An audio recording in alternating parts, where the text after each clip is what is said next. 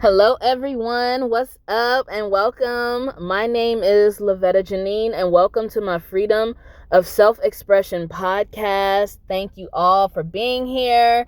If you are still new to this channel, make sure you like and subscribe because I'm going to be coming out with more videos for you guys, okay? And I'm going to be going through a little recap for you guys because I've been on this long journey. I've been out for a minute while I was on this hiatus. I've tried to do things in my life a certain way, and it wasn't working out. No matter how stable I was, it was still falling apart each and every time because I wasn't addressing the emotional world in my life, which was in shambles. And this is not a manly, logical, burly, channel. So don't expect for me to focus on, the logistics of things. We're going to be diving into a deeper internal portion of, our hearts and minds because, being logical does have its place. And honestly, I'm going to be clearing that up too. And addressing the emotional part is what led me to being able to be free to be logical. So anyway, let's jump into it. I joined this ancestral group to help me in my life, and it was working. I got out of the group for several reasons. I stayed in LA for a little while longer, didn't like how my life was going, so I packed up and moved to Atlanta. I got a job before I landed out there and worked on myself, worked on my relationships, which needed much work, and learned how to set boundaries. It was so beautiful out there. I loved it. Being on a sabbatical, it really helped a lot. Also found this little cute puppy in the parking lot, which I adopted for about 3 days. I put posters out to see if anyone would claim him, and they didn't. He was so cute. I named him Bluey, but he was too big of a dog for me, so I called animal control, and they collected him. But I low-key still miss him, and I hope he got adopted into a good home. But I saw a lot of other animals out there, a lot of beavers, squirrels, blue jays, deer, and this huge grasshopper that landed on my car. That was interesting to see. And speaking of animals, I had to deal with this crazy lady who lived the floor below me. She befriended me. I befriended her. Really out of guilt of not dealing with my mom because I wasn't talking to her at the time. And I learned a very important lesson. Crazy people is not a normal thing to deal with. So if you got a crazy mother or family member, you don't have to feel guilty and invite another crazy person into your world because you ain't dealing with your mom. Important lesson. Also, that really helped me just learn how to level up, made me realize how to level up my life. So I got everything that I needed out of Atlanta as far as learning, and I packed up, moved back to LA.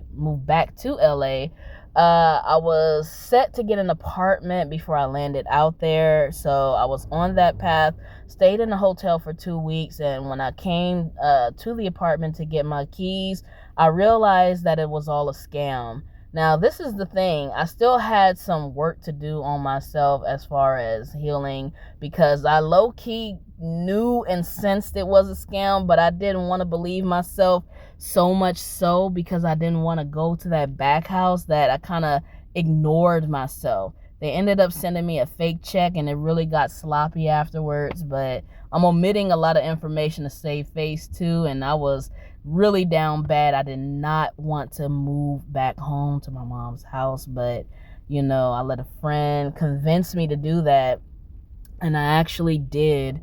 And it was like the work being undone all over again.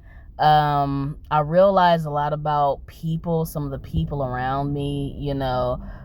Some people don't have your best interests at heart, especially women, a lot of times. So I got a job, worked for a whole year, saved up enough money to move out, and I decided that I'm just not going to do that again. I know I said that before, but I moved into a new apartment, got a new job at a private preschool, and gained my first wedding client. I made this beautiful wedding gown. I didn't get a lot of close-ups because, it still really wasn't finished the way I wanted it to be. And it didn't get a chance to walk down the aisle, unfortunately. I made her this cute cocktail dress too, but I was very disappointed in myself. I issued her a refund and an apology, and I really hope that I see her again because I feel like I owe her a lot more than that, to be honest, like out of the whole situation.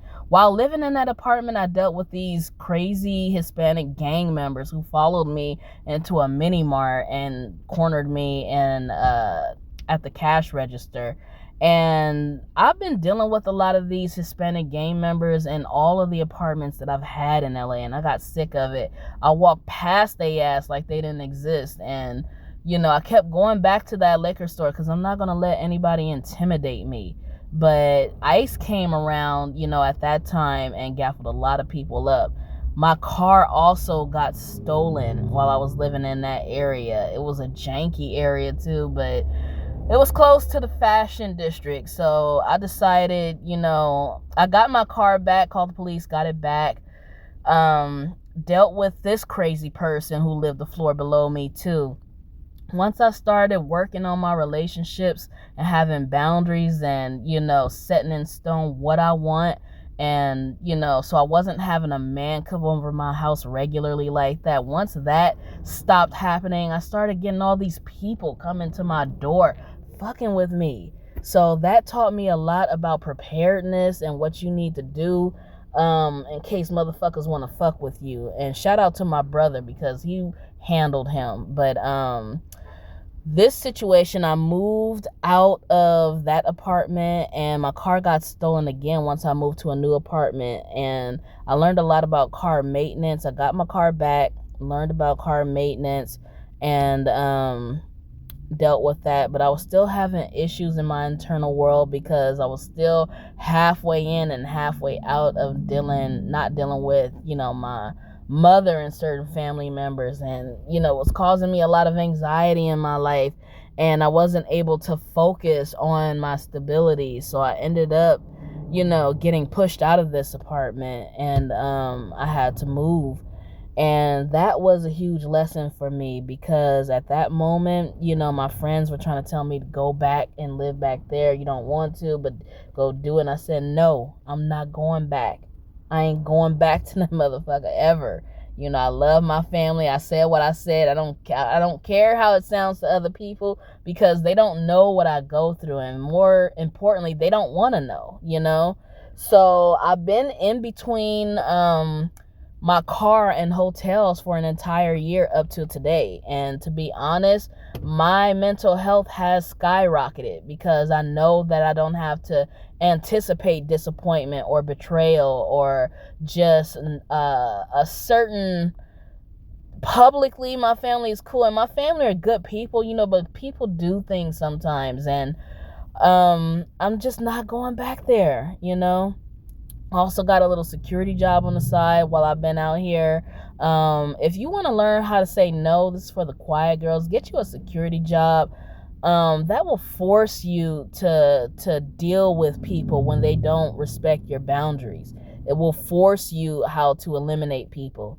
And I learned a lot from that job. But, I enrolled myself into therapy, a real therapist, and I learned a lot. So within 2 weeks, I learned so much about myself. I was really able to give it up and really express what I was going through, and really not feel any shame or judgment. And to be honest, they say that therapists don't care, but I really kind of meshed, really got along with this one. It was a good vibe.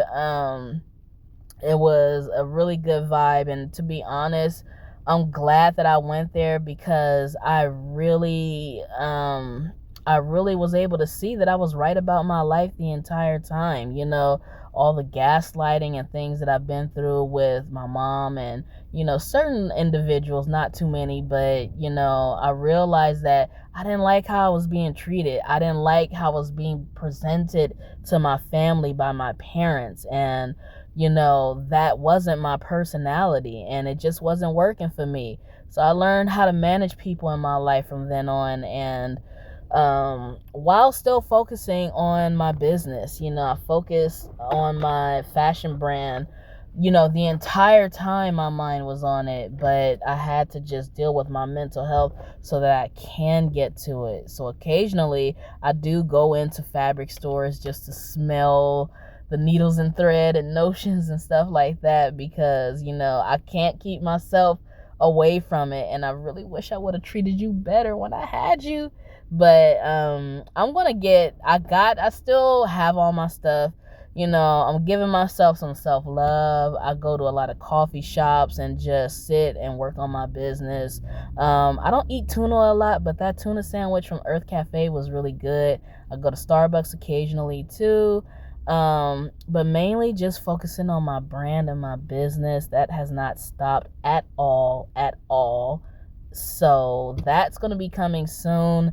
I learned a lot about just focusing on how to get capital and things like that, because you need that in a business. And once I get my hands on what I need to get my hands on, I already know what I'm going to do.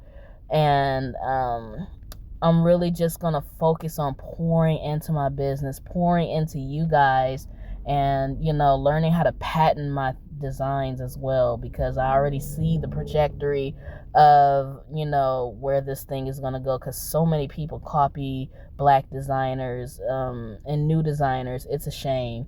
But other than that, my mental health is my treasure right now. Like, it has helped me get through so much, and deciding not to go back was the best thing that I could have done for myself.